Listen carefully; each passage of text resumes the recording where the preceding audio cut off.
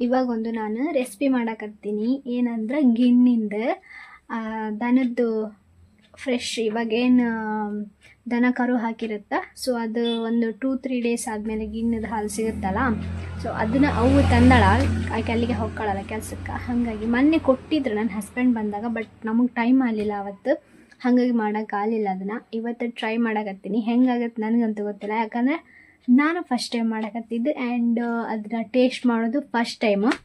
ನೋಡೋಣ ಹೆಂಗೆ ಬರುತ್ತಂತಂದು ನಾನು ಯೂಟ್ಯೂಬ್ನಾಗ ನೋಡಿಕೊಂಡು ಮಾಡಕತ್ತೀನಿ. ಬರ್ರಿ ಮಾಡೋದು ಹೆಂಗಂತ ನೋಡೋಣ. ಇದನ್ನ ಫಸ್ಟ್ ನಾರ್ಮಲ್ ಹಾಲು ಹಾಕಿ ಮತ್ತೆ ಗಿಣ್ಣದ ಹಾಲು ಸ್ವಲ್ಪ ಮಿಕ್ಸ್ ಮಾಡ್ತಾರೆ, ಬಟ್ ನಾನು ಬರೀ ಗಿಣ್ಣದ ಹಾಲ್ನಾಗ ಮಾಡೀನಿ. ಇದೇನು ಟಿಫಿನ್ ಬಾಕ್ಸ್ನಾಗ ಹಾಕಕತ್ತೀನಿ ಅದ್ರಾಗ ಮಾಡಕತ್ತೀನಿ. ನಾನು ಉಳಿದಿದ್ದು ಹಂಗ ಕುಡಿಯಕ್ಕೆ ಇದು ಮಾಡಕತ್ತೀನಿ. ಅದಕ್ಕೆ ಸ್ವಲ್ಪ ಬೆಲ್ಲದ ಪುಡಿ ಹಾಕಿದೆ, ಯಾಕಂದ್ರೆ ದೌಡ ಕರಗುತ್ತ ಅನ್ನೋ ರೀಸನ್ಗೆ ಬೆಲ್ಲದ ಪುಡಿ ಹಾಕಿ ಕರಗಿಸ್ಕೊಂಡೆ.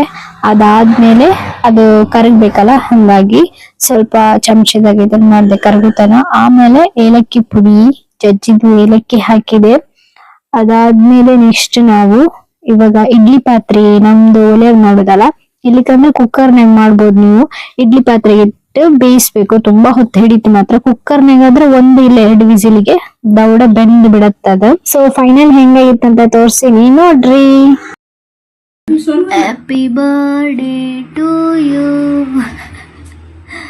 Happy birthday to you.